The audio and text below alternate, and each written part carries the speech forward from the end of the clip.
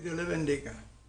Continuamos con nuestra serie de estudio, contestando algunas de las preguntas que se nos han hecho a través de los años. ¿Por qué hay tantas guerras en la Biblia? Debemos comprender que Dios no causa maldad ni conflicto. Cuando hay maldad, cuando hay conflicto, es el resultado del pecado, de la caída del hombre. Ahora Dios, cuando así le place, utiliza las guerras y los pecados, aun los pecados del hombre, para llevar a cabo sus propósitos. Los encamina de tal forma que sus propósitos son cumplidos. Pero siempre reflejan la maldad del hombre. Y a veces la guerra puede ser resultado de la maldad del hombre directamente. Por ejemplo, Dios mandó a Israel a hacer guerra con algunas de las naciones malvadas que habitaban en la tierra de Canaán. Y Dios le dijo claramente en el libro de Deuteronomio que no estaba echando a aquellas naciones porque Israel era mejor, sino porque aquellas naciones eran tan malvadas. Dios quería eliminar aquellas naciones, quería eliminar la influencia que pudieran tener sobre Israel y las demás naciones en aquella área. Y así Dios también le pudo dar la tierra que le había prometido a Abraham, a su pueblo Israel, sacando a aquellas naciones que no debían de estar allí.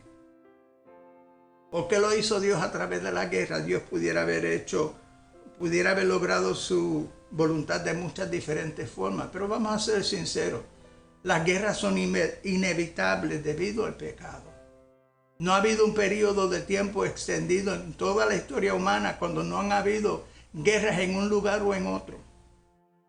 Hoy mismo vivimos donde hay guerras en diferentes partes del mundo y estas son causadas por la maldad del hombre.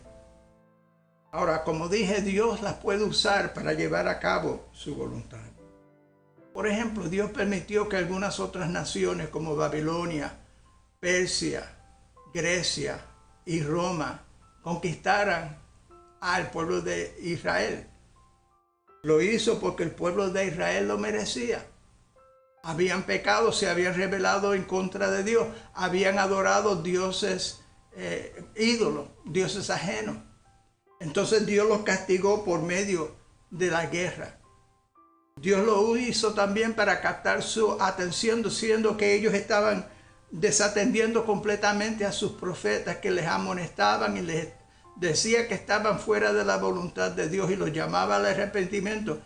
Ellos no le hacían caso. Entonces Dios usó este medio de guerra y de cautiverio para captar la atención del pueblo de Israel, para llevarlos al arrepentimiento con el propósito de entonces poder restaurarlos y usarlos.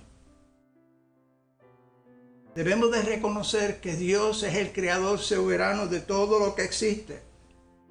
Y como tal, Él tiene derecho de castigar a quien le desagrade. Cuando los malos o los rebeldes, como el pueblo de Israel, son castigados, Dios está justificado en hacerlo, porque Él es soberano. Y si a veces Dios decide no castigarnos, es por su gran misericordia. Que Dios les bendiga.